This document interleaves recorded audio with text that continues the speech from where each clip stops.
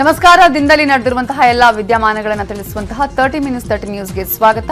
ನಾನು ನವಿತಾ ಜೈನ್. ಬೆಳಗಿನಿಂದ ಈ ಕ್ಷಣದವರೆಗೂ ನಡೆದಿರುವಂತಹ ಪ್ರಮುಖ 30 ವಿದ್ಯಮಾನಗಳನ್ನು ಒಂದೊಂದಾಗಿ ನೋಡ್ತಾ ಹೋಗೋಣ. ಸಿಲಿಕಾನ್ ಸಿಟಿಯಲ್ಲಿ ಮಳೆಯ ಅಬ್ಬರ ಮತ್ತಷ್ಟು ಜಾಸ್ತಿಯಾಗಿದ್ದು ನಿನ್ನೆ ರಾತ್ರಿ 8 ವಲಯದ 51 ವಾರ್ಡ್ಗಳಲ್ಲಿ ಗುಡುಗು ಸಹಿತ ಭಾರೀ ಮಳೆಯಾಗಿದೆ. ಮೆಜೆಸ್ಟಿಕ್ ಅಲ್ಲಿ ತಡೆಗೋಡೆ ಕುಸಿದು 7 ಕಾರು ಜಖಂಗೊಂಡಿದೆ. ಶಿವಾನಂದ ಅಂಡರ್ ಪಾಸ್ ಅಲ್ಲಿ ಡಾಂಬರ್ ಕಿತ್ತು ಹೋಗಿದೆ. ಹಲವೆಡೆ ಮನೆಗಳಿಗೆ ಅಪಾರ ಪ್ರಮಾಣದ ನೀರು ನುಗ್ಗಿದೆ. ಶಿವಾಜಿನಗರದಲ್ಲಿ ಮಳೆಗೆ ಕೊಚ್ಚಿ ಹೋಗ್ತಾ ಇದ್ದ ಬೈಕ್ ಅನ್ನು ರಕ್ಷಿಸುವುದಕ್ಕೆ ಸವಾರರು ಹರಸಾಹಸ ಪಟ್ಟರು. ವಿಧಾನಸೌಧ ರಸ್ತೆಯಲ್ಲಿ ಮಂಡಿಯುದ್ದ ನೀರು ನಿಂತಿದೆ. ಶಾಂತಿನಗರದ ಮುಖ್ಯ ರಸ್ತೆಯ ನಡು ನೀರಲ್ಲಿ ಬಿಎಂಡಬ್ಲ್ಯೂ ಕಾರುಗಳು ಕೆಟ್ಟು ನಿಂತಿತ್ತು. ಬೆಂಗಳೂರಿನ ಮೆಟ್ರೋ ಟನಲ್ ಬಳಿ ಗೋಡೆ ಕುಸಿದಿದೆ. ಶೇಷಾದ್ರಿಪುರಂ ಜೆಡಿಎಸ್ ಕಚೇರಿಯ ಮುಂದೆ ತಡೆಗೋಡೆ ಕುಸಿದಿದ್ದು 7 ಕಾರು 2 ಬೈಕ್ ಜಖಂ ಆಗಿವೆ. ಅದೃಷ್ಟವಶಾತ್ ಇಬ್ಬರು ಪ್ರಾಣಾಪಾಯದಿಂದ ಪಾರಾಗಿದ್ದಾರೆ. ಇದಕ್ಕೆಲ್ಲ ಕಳಪೆ ಕಾಮಗಾರಿಯೇ ಕಾರಣ ಅಂತ ಮೆಟ್ರೋ ಅಧಿಕಾರಿಗಳ ವಿರುದ್ಧ ಸ್ಥಳೀಯರು ಆಕ್ರೋಶ ಹೊರಹಾಕಿದ್ದಾರೆ. ಘಟನಾ ಸ್ಥಳಕ್ಕೆ ಶಾಸಕ ದಿನೇಶ್ ಗುಂಡೂರಾವ್, ಬಿಎಂಆರ್ಸಿಎಲ್ ಎಂಡಿ ಅಂಜುಮ್ ಫರ್ವೇಜ್ ಭೇಟಿ ಕೊಟ್ಟು ಪರಿಶೀಲನೆ ನಡೆಸಿದರು. ಇದು ಕೆಳಗಡೆ ಹೋಗ್ತಾ ಇದೆ. ಸೊ ಈ ಜಾಗ ಅವರು ತಗೊಂಡು ಇಲ್ಲೆಲ್ಲ ಗೋಡೆ ಎಲ್ಲ ಕಟ್ಟಿ ಎಲ್ಲ ಮಾಡಿದ್ರು. ಆದರೆ ಇಲ್ಲಿ ಈ ಥರ ಒಂದು ಅನಾಹುತ ಆಗಿರುವಂಥದ್ದು ನಿಜವಾಗ್ಲೂ ಎಲ್ಲ ಪರಿಹಾರ ಮಾಡಿಕೊಡ್ತೀವಿ ಅಂತ ಮೆಟ್ರೋ ಅವರು ಹೇಳಿದ್ದಾರೆ. ಗಾಡಿ ಅವರು ಏನೇನು ಅವ್ರಿಗೆ ನಷ್ಟ ಆಗಿದೆ, ಲಾಸ್ ಆಗಿದೆ, ವೆಹಿಕಲಿಂದ ಡ್ಯಾಮೇಜ್ ಆಗಿದೆ ಎಲ್ಲವೂ ಕೂಡ ನಾವು ಬರ್ಸ್ಕೊಡ್ತೀವಿ ಅಂತ ಹೇಳಿದ್ದಾರೆ. ಈಗ MD ಅವರು ಕೂಡ ಬಂದಿದ್ದರು. ಮತ್ತು ಇಲ್ಲಿ ಈ ಒಂದು ಪ್ರದೇಶದಲ್ಲಿ ಸುರಕ್ಷಿತವಾಗಿ ಇದನ್ನು ಮಾಡೋದಕ್ಕೆ ಅದೇನೇನು ಕ್ರಮಗಳು ತೊಗೊಳ್ಬೇಕು, ಈ ಗ್ರೌಂಡನ್ನ ಸ್ವಲ್ಪ ಲೆವೆಲ್ ಮಾಡಿಕೊಂಡು ಮತ್ತು ಇದನ್ನು ಮತ್ತೆ ಪುನರ್ ನಿರ್ಮಾಣ ಮಾಡಿ ಭದ್ರವಾಗಿ ಮಾಡ್ತಕ್ಕಂಥದ್ದಕ್ಕೆ ಮತ್ತು ಇದು ಇದೇ ರೀತಿ ಆಗಬಾರ್ದು ಅದು ಮಾಡೋದಕ್ಕೆಲ್ಲ ಮೆಟ್ರೋ MD ಅವರು ಬಂದು ಈಗ ಸ್ಪಂದಿಸಿ ಅವರು ಹೋಗಿದ್ದಾರೆ. BMRCL ಇಂದ ಅವ್ರಿಗೆ ಏನು ಡ್ಯಾಮೇಜ್ ಆಗಿದೆ, ಇನ್ಶೂರೆನ್ಸ್ನಲ್ಲಿ ಅವ್ರಿಗೆ ಏನು ಕವರ್ ಆಗಲ್ಲ, ಅದು ಫುಲ್ ಹಣ ನಾವು ಕೊಡ್ತೀವಿ. ಎರಡನೇದು ಯಾವುದು ಕಾರ್ಗೆ ಕೆಲವು ಕಾರ್ ಅವರು ಇನ್ಶೂರೆನ್ಸ್ ಮಾಡಲಿಲ್ಲ, ತಗೊಂಡಿಲ್ಲ, ಅವ್ರಿಗೆ ನಾವು ಫುಲ್ ಕಾಸ್ಟ್ ಏನಿದೆ ಫುಲ್ ಕಾಸ್ಟ್ ನಾವು ಬಿಯರ್ ಮಾಡ್ತೀವಿ. ಆಮೇಲೆ ಈ ಕಂಪೌಂಡ್ ವಾಲ್ ಏನಿದೆ ಅದು ಪೂರ್ತಿ ನಾವು ತೆಗೆದು ಅದಕ್ಕೆ ರೀಡಿಸೈನ್ ಮಾಡಿ ಸೊ ದಟ್ ಫ್ಯೂಚರ್ನಲ್ಲಿ ಈ ರೀತಿ ಘಟನೆ ಆಗಬಾರ್ದು ಅಂತ ನಾವು ಮಾಡ್ತೀವಿ. ಬೆಂಗಳೂರಿನ ಪಟ್ಟೆಗಾರ ಪಾಳ್ಯದಲ್ಲಿ ನಟ್ಟ ನಡು ರಸ್ತೆಯಲ್ಲಿ ಕಂದಕ ನಿರ್ಮಾಣವಾಗಿದೆ. ರಾತ್ರಿ ಸುರಿದ ಭಾರೀ ಮಳೆಗೆ ರಸ್ತೆ ಮಧ್ಯೆಯೇ ಸುರಂಗ ನಿರ್ಮಾಣವಾಗಿದ್ದು ಪೊಲೀಸರು ಬ್ಯಾರಿಕೇಡ್ ಹಾಕಿ ಸಂಚಾರ ನಿರ್ಬಂಧಿಸಿದ್ದಾರೆ. ಬೆಂಗಳೂರಲ್ಲಿ ರಾತ್ರಿ ಸುರಿದ ಮಳೆ ಭಾರೀ ಅನಾಹುತವನ್ನ ಸೃಷ್ಟಿಸಿದ್ದು ಬನ್ನೇರುಘಟ್ಟದ ಕೋಡಿಚಿಕ್ಕನಹಳ್ಳಿ ಜಲಾವೃತವಾಗಿದೆ.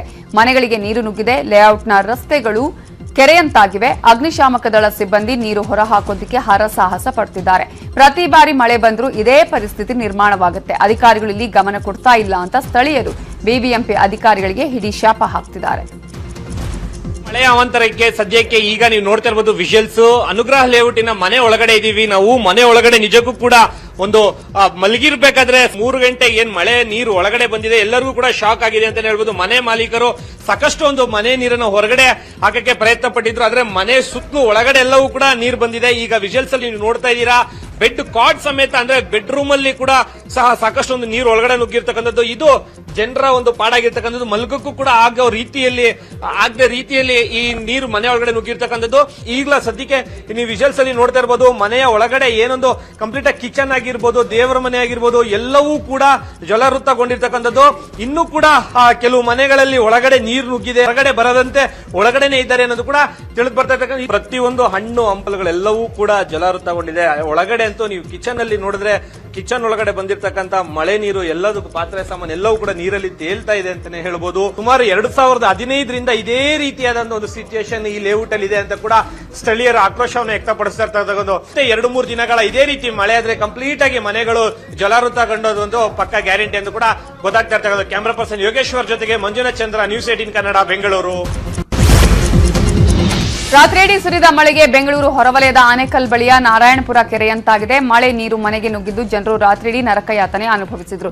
ಮನೆಯಲ್ಲಿರುವ ದಿನಸಿ ಮತ್ತು ಎಲೆಕ್ಟ್ರಾನಿಕ್ ವಸ್ತುಗಳು ನೀರಲ್ಲಿ ಮುಳುಗಿವೆ. ಕೆರೆ ಜಾಗದಲ್ಲಿ ಮನೆಗಳನ್ನು ನಿರ್ಮಿಸಿದ್ದಕ್ಕೆ ಈ ಸಮಸ್ಯೆ ಸೃಷ್ಟಿಯಾಗಿದೆ ಎನ್ನಲಾಗ್ತಿದೆ. ಆನೇಕಲ್ ತಾಲೂಕಿನ ಅರವಂಟಿಗಿಪುರ ರೈಲ್ವೆ ಅಂಡರ್ ಪಾಸ್ ಜಲಾವೃತವಾಗಿದೆ. ಅವೈಜ್ಞಾನಿಕವಾಗಿ ಅಂಡರ್ ಪಾಸ್ ನಿರ್ಮಿಸಿರುವುದರಿಂದ 8 ಅಡಿ ನೀರು ನಿಂತಿದೆ. ಅದರಿಂದ ಜನರು ರೈಲ್ವೆ ಹಳಿ ಮೇಲೆ ಹಾದು ಹೋಗ್ತಿದ್ದಾರೆ.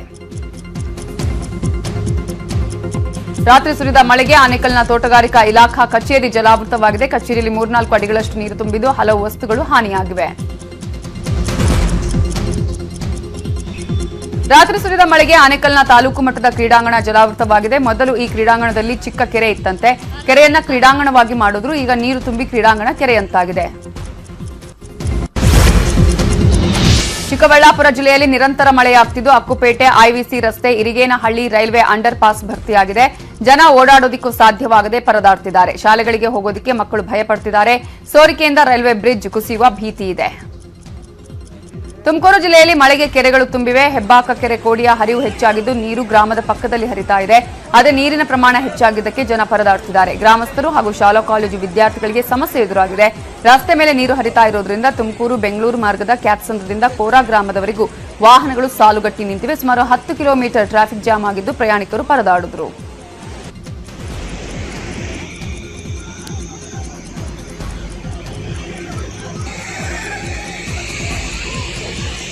ತುಮಕೂರಿನ ಮಾವತ್ತೂರು ಕೆರೆ ಭರ್ತಿಯಾಗಿ ಕೋಡಿ ಬಿದ್ದಿದ್ದು ಸೇತುವೆ ಮೇಲೆ ರಭಸವಾಗಿ ನೀರು ಹರಿತಾ ಇದೆ. ನೀರನ್ನ ಲೆಕ್ಕಿಸದೆ ಬೈಕ್ ಸವಾರನ ದುಸ್ಸಾಹಸ ಮಾಡೋದಕ್ಕೆ ಹೋಗಿ ಬೈಕ್ ಕಳ್ಕೊಂಡಿದ್ದಾನೆ. ರಭಸವಾಗಿ ಹರಿತಾ ಇದ್ದ ನೀರಲ್ಲಿ ಬೈಕ್ ಕೊಚ್ಚಿ ಹೋಗಿದೆ. ಸವಾರರ ರಕ್ಷಣೆ ಮಾಡಲಾಗಿದೆ. ರಾಮನಗರದಲ್ಲಿ ಮಳೆ ಅಬ್ಬರಕ್ಕೆ ಕೊಚ್ಚಿ ಹೋಗಿದ್ದ ಕಾರೊಂದು ಅರ್ಕಾವತಿ ನದಿಯಲ್ಲಿ ಪತ್ತೆಯಾಗಿದೆ. ಕನಕಪುರ ತಾಲೂಕಿನ ತಾಮಸಂದ್ರ ಗ್ರಾಮದ ಬಳಿ ಕಾರು ಪತ್ತೆಯಾಗಿದೆ.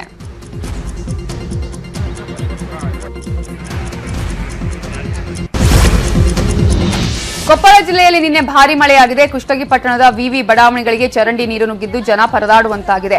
ಅವೈಜ್ಞಾನಿಕವಾಗಿ ರಾಜಕಾಲುವೆ ನಿರ್ಮಾಣವೇ ಸಮಸ್ಯೆಗೆ ಕಾರಣ ಅಂತ ಜನ ಆಕ್ರೋಶ ವ್ಯಕ್ತಪಡಿಸಿದ್ದಾರೆ. ಸುದ್ದಿ ತಿಳಿದ ಕೂಡಲೇ ಸ್ಥಳಕ್ಕಾಗಮಿಸಿದ ಪುರಸಭೆ ಅಧಿಕಾರಿಗಳು ಜೆಸಿಬಿ ಮೂಲಕ ರಾಜಕಾಲುವೆ ಹೂಳು ತೆಗೆದು ನೀರು ಹರಿಯುವಂತೆ ಮಾಡಿದರು. ವಿಜಯಪುರ ಜಿಲ್ಲೆಯಲ್ಲಿ ಹಳ್ಳಗಳು ಉಕ್ಕಿ ಹರಿತಿವೆ. ಚವನಭಾವಿ ನಾಲತವಾಡ ರಸ್ತೆ ಸಂಪರ್ಕ ಬಂದ್ ಆಗಿದ್ದು 108 ಆಂಬ್ಯುಲೆನ್ಸ್ ಹಳ್ಳದಲ್ಲಿ ಸಿಲುಕಿತ್ತು. ಇನ್ನು ಜಮೀನುಗಳಿಗೆ ಹೋಗೋದಕ್ಕೆ ರೈತರು ಪರದಾಡಿದ್ರು. ವಿದ್ಯಾರ್ಥಿಗಳಿಗೆ ಶಾಲೆಗೆ ತೆರಳೋಕ್ಕೂ ಆಗದ ಸ್ಥಿತಿ ನಿರ್ಮಾಣವಾಗಿದೆ.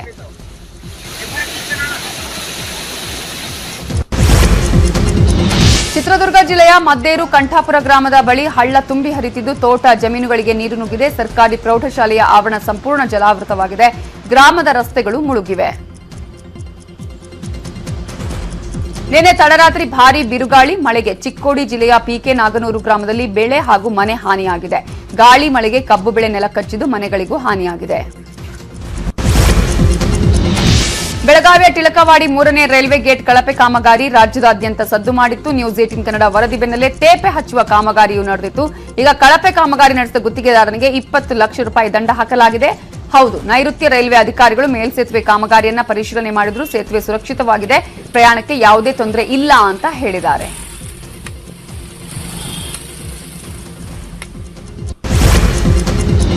ನಿರಂತರ ಮಳೆಯಿಂದ ಬೆಂಗಳೂರಿನ ರಸ್ತೆಗಳು ಗುಂಡಿಮಯವಾಗಿದೆ. ಮೊನ್ನೆ ಗುಂಡಿ ತಪ್ಪಿಸೋದಕ್ಕೆ ಹೋಗಿ ಸ್ಕೂಟರ್ನಿಂದ ಬಿದ್ದ ಉಮಾ ಅನ್ನುವ ಮಹಿಳೆ ಮೇಲೆ ಬಸ್ ಹರಿದಿತ್ತು. ಚಿಕಿತ್ಸೆ ಫಲಕಾರಿಯಾಗದೆ ಉಮಾ ಸಾವನ್ನಪ್ಪಿದ್ರು. ಇದರಿಂದ ಎಚ್ಚೆತ್ತ ಬಿಬಿಎಂಪಿ ಕಮಿಷನರ್ ಸಿಟಿ ರೌಂಡ್ಸ್ ಮಾಡ್ತಿದ್ದಾರೆ. ಕಳೆದ 4 ದಿನಗಳಿಂದ ಬಿಬಿಎಂಪಿ ಕಮಿಷನರ್ ಬೆಂಗಳೂರಿನ ಕೆಲ ಏರಿಯಾಗಳಿಗೆ ಭೇಟಿ ಕೊಟ್ಟು ರಸ್ತೆ ಗುಂಡಿಯನ್ನ ಪರಿಶೀಲನೆ ಮಾಡಿ ಅಧಿಕಾರಿಗಳಿಗೆ ತರಾಟೆಗೆ ತೆಗೆದುಕೊಳ್ತಿದ್ದಾರೆ. ಇವತ್ತು ರಾಜರಾಜೇಶ್ವರಿ ನಗರದಲ್ಲಿ ಪರಿಶೀಲನೆ ಮಾಡಿರುವ ತುಷಾರ್ ಗಿರಿನಾಥ್ ರಸ್ತೆ ಗುಂಡಿಗಳನ್ನು ಪರಿಶೀಲಿಸಿದ್ದಾರೆ.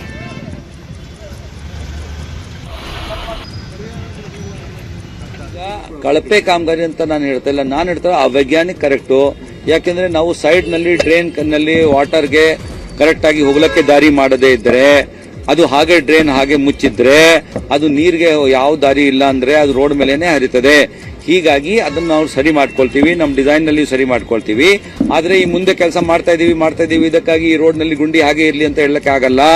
ಅದಕ್ಕೆ ಅದು ಕೆಲಸ ಆಗುವವರೆಗೂ ನಾವೇ ನಮ್ಮ RI ರೋಡ್ ಇನ್ಫ್ರಾಸ್ಟ್ರಕ್ಚರ್ ಮತ್ತು ಝೋನ್ ಅವರು ಸೇರ್ಕೊಂಡು ಅದು ಮುಚ್ಚಬೇಕು. ಸೈಡ್ ನಲ್ಲಿ ಇರ್ತಕ್ಕಂಥ ಡ್ರೈನ್ ಕ್ಲೀನ್ ಮಾಡಬೇಕು. ಆ ನೀರಿಗೆ ಹೋಗ್ಲಕ್ಕೆ ಏನ್ ದಾರಿ ಮಾಡಬೇಕು ಅಂತ ನಮ್ಮ ಡಿಸೈನ್ ನಲ್ಲಿ ಆಗ್ಬಿಟ್ಟು, ಸಪೋಸ್ ನಾವು ಮಾಡಲಿಲ್ಲ, ಈಗ ನಾವು ಕೂಡ ಅಪ್ರೂವಲ್ ಕೊಟ್ಟಿದ್ದೀವಿ. ಆ ಅಪ್ರೂವಲ್ ಬೆಂಗಳೂರಲ್ಲಿ ಒತ್ತುವರಿ ತೆರವು ಕಾರ್ಯಾಚರಣೆಗೆ ಮತ್ತೆ ಬ್ರೇಕ್ ಬಿದ್ದಿದೆ. ಕೆಲ ದಿನಗಳ ಹಿಂದೆ ದಸರಾ ಬ್ರೇಕ್ ತಗೊಂಡಿದ್ದ ಬಿಬಿಎಂಪಿ ಈಗ ದೀಪಾವಳಿ ಬ್ರೇಕ್ ಪಡೆದಿದೆ. ದೀಪಾವಳಿವರೆಗೂ ಬರೀ ಮಾರ್ಕಿಂಗ್ ಮಾಡಲು ಬಿಬಿಎಂಪಿ ನಿರ್ಧರಿಸಿದ್ದು, ದೀಪಾವಳಿ ಮುಗಿದ ಬಳಿಕ ಆಪರೇಷನ್ ಬುಲ್ಡೋಸರ್ 3.0 ಶುರುವಾಗಲಿದೆ. ಸರ್ವೆ ಸಮಸ್ಯೆ, ಕಂದಾಯ ಇಲಾಖೆ ಜೊತೆ ಹೊಂದಾಣಿಕೆ ಕೊರತೆ, ಇಲಾಖೆಗಳ ನಡುವಿನ ಸಂವಹನ ಸಮಸ್ಯೆ, ಹಬ್ಬದ ನೆಪದಿಂದಾಗಿ ಆಪರೇಷನ್ ಬುಲ್ಡೋಸರ್ ನೆನೆಗುದಿಗೆ ಬಿದ್ದಂತಾಗಿದೆ. ಪಿಎಫ್ಐ ಮಹಾಸಂಚುಗಳು ಬಗೆದಷ್ಟು ಹೊರಬರ್ತಿವೆ. ಅಯೋಧ್ಯೆ ರಾಮ ಮಂದಿರ ಧ್ವಂಸಕ್ಕೆ ಪಿಎಫ್ಐ ಸ್ಕೆಚ್ ಹಾಕಿತ್ತಂತೆ. ಆ ಸಂಚನ್ನ ಮಹಾರಾಷ್ಟ್ರ ATS ಬಯಲು ಮಾಡಿದೆ. ರಾಮ ಮಂದಿರ ಧ್ವಂಸ ಮಾಡಿ ಬಾಬ್ರಿ ಮಸೀದಿ ಮರು ನಿರ್ಮಾಣಕ್ಕೆ ಪಿಎಫ್ಐ ಪ್ಲಾನ್ ಮಾಡಿತ್ತಂತೆ. 2047ರ ವೇಳೆಗೆ ಭಾರತವನ್ನ ಇಸ್ಲಾಮಿಕ್ ದೇಶವನ್ನಾಗಿ ಮಾಡಲು ಸಂಚು ರೂಪಿಸಿದ್ರಂತೆ. ಇತ್ತೀಚೆಗೆ ಮಹಾರಾಷ್ಟ್ರದ ಮಾಲೆಗಾಂವ್, ಪುಣೆ ಮತ್ತು ಇತರೆ ಪ್ರದೇಶಗಳಿಂದ 5 ಪಿಎಫ್ಐ ಮುಖಂಡರನ್ನ ಬಂಧಿಸಲಾಗಿತ್ತು.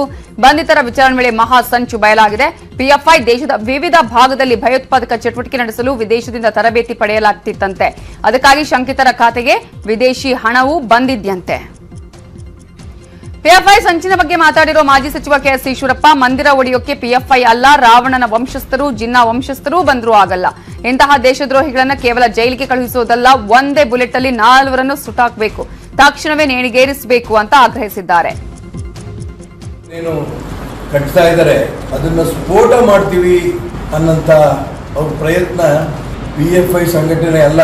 ಸ್ವತಃ ರಾವಣ ಬಂದು ಈ ದೇಶಕ್ಕೆ ಬಂದು ಆ ಒಂದು ಅಯೋಧ್ಯೆಯ ರಾಮ ಮಂದಿರವನ್ನ ಸ್ಫೋಟ ಮಾಡಕ್ಕಾಗಲ್ಲ.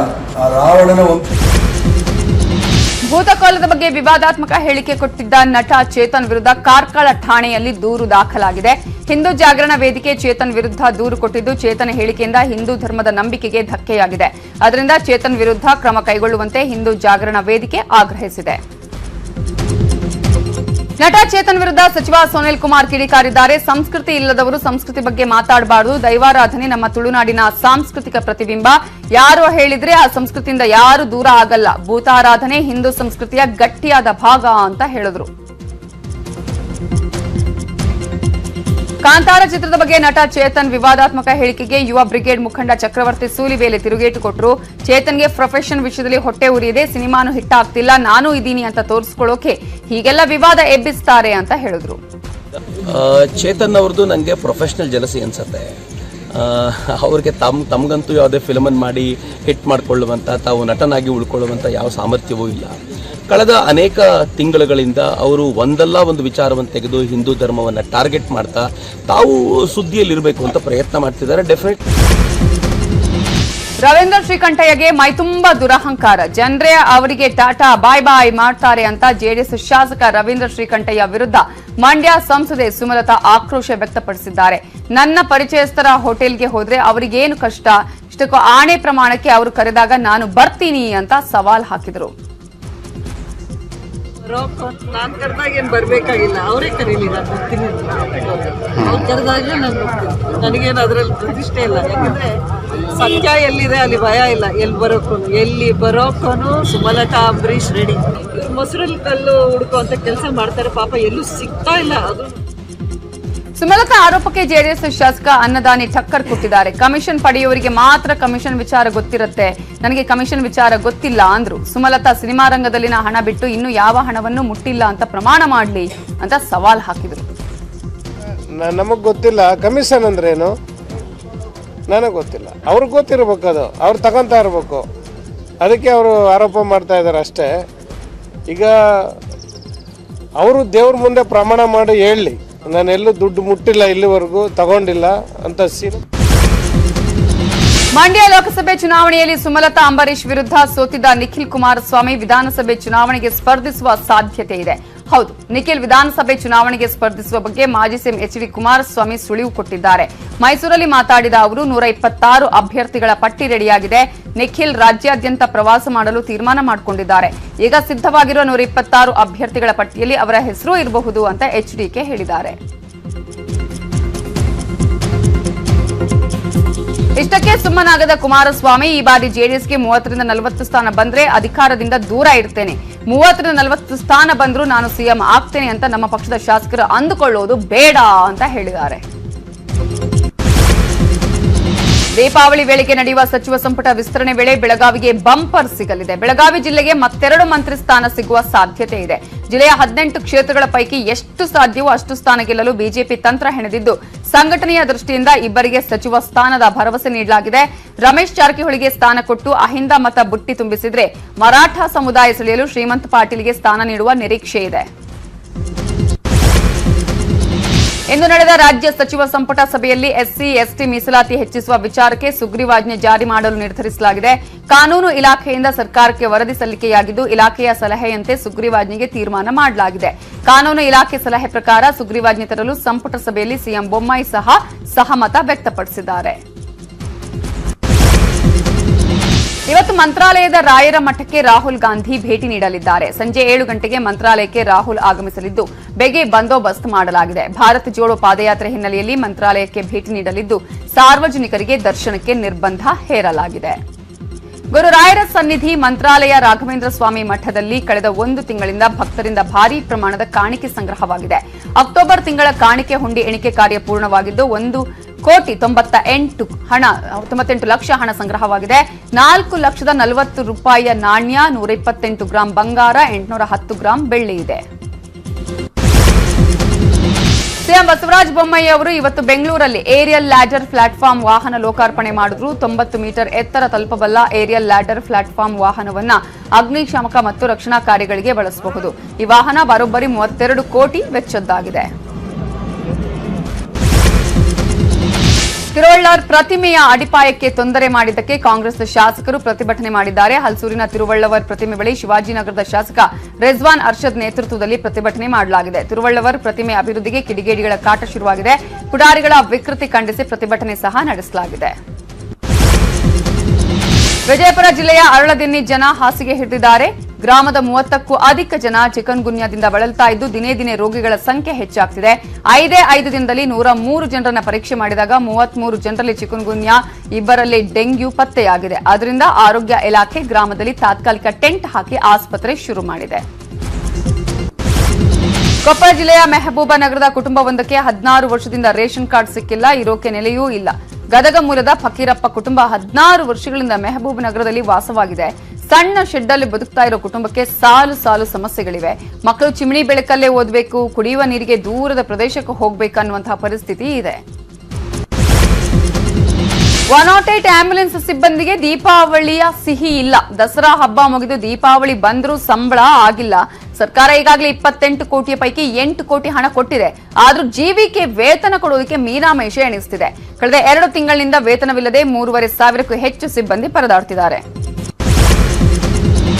ಬ್ರಿಟನ್ನ ಪ್ರಧಾನಿ ಲಿಸ್ ಟ್ರಸ್ ಆಡಳಿತದ ಬಗ್ಗೆ ಅಸಮಾಧಾನದ ಅಲೆಗಳು ಎದ್ದಿವೆ. ಇದಕ್ಕೆ ಸಾಕ್ಷಿ ಅನ್ನುವಂತೆ ಭಾರತೀಯ ಮೂಲದ ಸುಯೆಲ್ಲಾ ಬ್ರಾವರ್ಮನ್ ಬ್ರಿಟನ್ ಗೃಹ ಕಾರ್ಯದರ್ಶಿ ಸ್ಥಾನಕ್ಕೆ ರಾಜೀನಾಮೆ ಕೊಟ್ಟಿದ್ದಾರೆ. ಅಗ್ನಿ ಅವಘಡದಿಂದಾಗಿ ಇಂಡೋನೇಷ್ಯಾದ ಜಕಾರ್ತಾದ ಮಸೀದಿಯ ಗುಮ್ಮಟ ಕುಸಿದಿದೆ. ಬೆಂಕಿ ಹೊತ್ತಿಕೊಳ್ತಾ ಇದ್ದಂತೆಯೇ ಗುಮ್ಮಟ ಕುಸಿದು ಬೀಳ್ತಾ ಇರುವ ದೃಶ್ಯವನ್ನು ಸ್ಥಳೀಯರು ತಮ್ಮ ಮೊಬೈಲ್ನಲ್ಲಿ ಸೆರೆ ಹಿಡಿದಿದ್ದಾರೆ.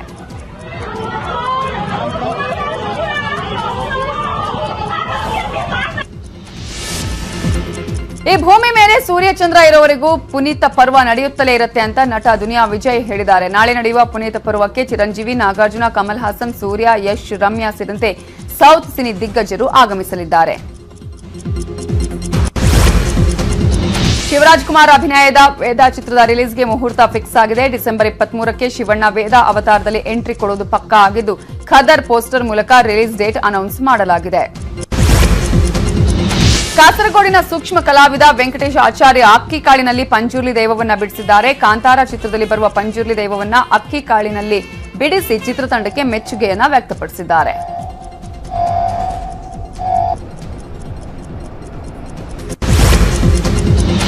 ಸ್ಯಾಂಡಲ್ವುಡ್ನಲ್ಲಿ ಸಾಲು ಸಾಲು ಸಿನಿಮಾಗಳಲ್ಲಿ ಬ್ಯುಸಿ ಇರುವ ನಟಿ ಆಶಿಕಾ ರಂಗನಾಥ್ ಈಗ ಟಾಲಿವುಡ್ನತ್ತ ಮುಖ ಮಾಡಿದ್ದಾರೆ. ಟಾಲಿವುಡ್ ನಟ ಕಲ್ಯಾಣ್ ರಾಮ್ಗೆ ನಾಯಕಿಯಾಗಿ ಆಶಿಕಾ ಎಂಟ್ರಿ ಕೊಡ್ತಿದ್ದಾರೆ.